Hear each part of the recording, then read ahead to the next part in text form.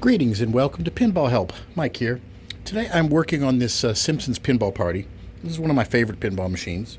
And it's been sitting here at the club and we've kind of tricked it out. We've got a color DMD on it and all kinds of stuff. I don't know if I did a video on that or not. I can't even remember what videos I've done. But so I've got a few issues with this game and I'm going to tell you where I'm at in diagnosing them because it was a little bit tricky. So somebody tells me that the shooter, the auto plunger in the shooter lane is no longer working, which is a big problem when multi-ball starts.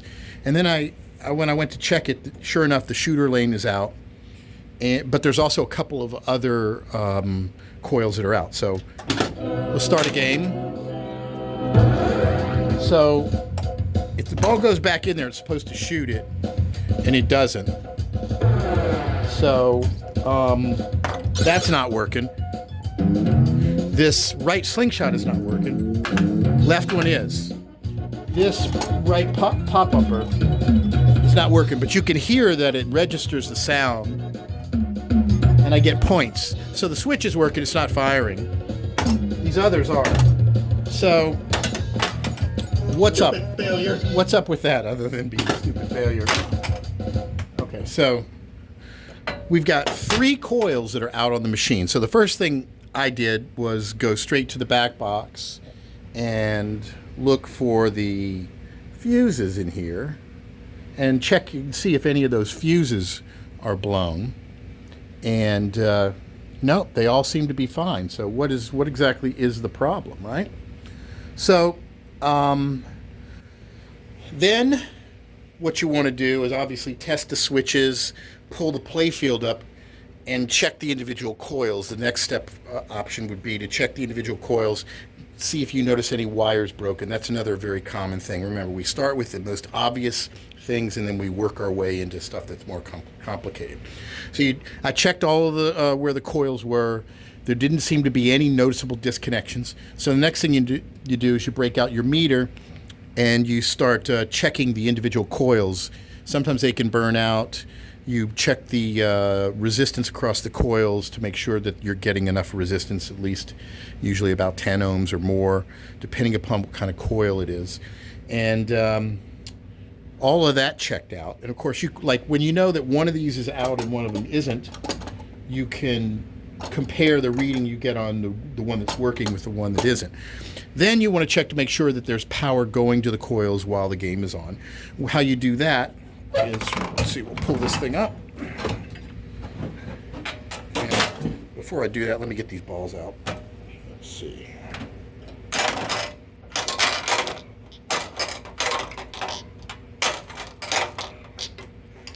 Okay.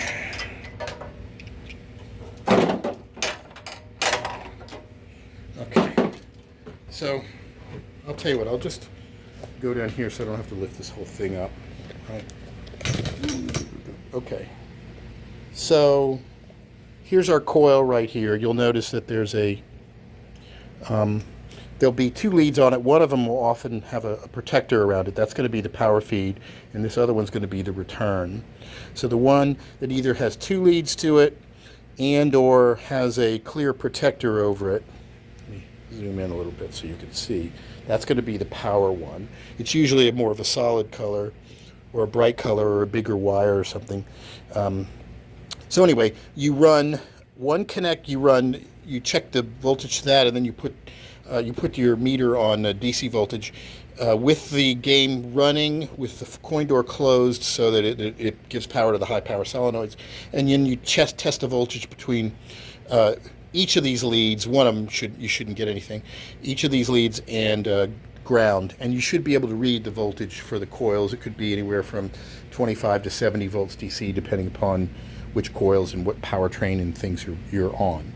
So if you verify you got power to the coils, then the next step is where the return line, assuming the coils are good, where the return line is going back into the machine. So here is a list of the coils that are in the Simpsons. Now, one of the things you'll notice in my case, we've got 3 coils that are out.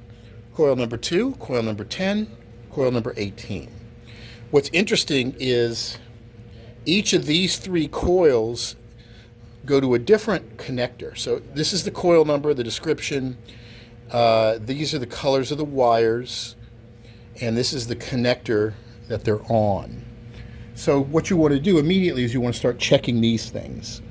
Again, also when you got things out, look for pinched wires in areas where the game folds up and down or things could get pinched. Also check on the main driver board where the plug plugs in to make sure the wire's not come loose or something like that.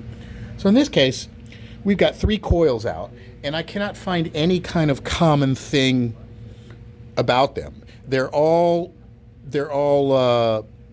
in different sections of the board, and they're also plugged into the MPU board on different areas. But it gets even, normally, if you run into a problem, you'll have already identified where the cause is before this. You would just start to check these things. So I'm going to tell you about what's up with me. So I looked at each of these 3 coils that are out. So we know the coils are good. You'll see here's one, here's the other, here's the other. Each of these are on a completely different circuit. So they're completely separate. Which leads me to believe that this is just an isolated thing and all 3 of them are out. Chances are they went out one by one, but it only became obvious they were out when the plunger one went out, because then the game became unplayable. If one of the slingshots wasn't firing and one of the pops wasn't firing, you might not even really notice it. But when the auto plunger went out, that's out. So I've checked everything. I've checked all the continuity from each of these coils all the way back up to the connector, and I can find no problems. I go into the coil test, and I cannot fire them from the coil test, but I verify that there is power going to the coils. And I can obviously manually fire the coils if I take a jumper and connect it to the non-power end of the coil and then touch it to a ground plane just for a second. It'll fire the coil. So something is wrong on the main board. So from looking at this, I guess these are the pre-drivers. These are the U1, U2, U3, and U4. I'm hoping, I mean, it doesn't make sense that these pre-drivers would be out because everything else works. I guess it's possible that just one channel in these pre-drivers could be out, but I'm hoping that it's just these main driver transistors. 2 of them are 22NE10Ls, which the replacement for those now is called an IRL 540. And then the other one on the higher power thing is a TIP 122. So I'm waiting to get, I thought I had some TIP 122s, but I don't. So I'm waiting for that to come in, but I'm going to pull the board, and that's what my next go-to thing is, to replace these driver transistors. Now, when I do that, I'm also going to check the connectors where they connect to the board and check for any cracked solder joints, because it's possible that even though it is 3 separate connectors, that we could have 3 pins that have cracked solder joints on them. I just don't know. So that's kind of where I've diagnosed so far. We'll see if this is kind of what the problem is. If you have any other ideas, if this has happened to you, feel free to leave some comments. In the next video, in this series, I will definitely tell you what's happened, because I'm going to pull this board and I'm going to start replacing driver transistors.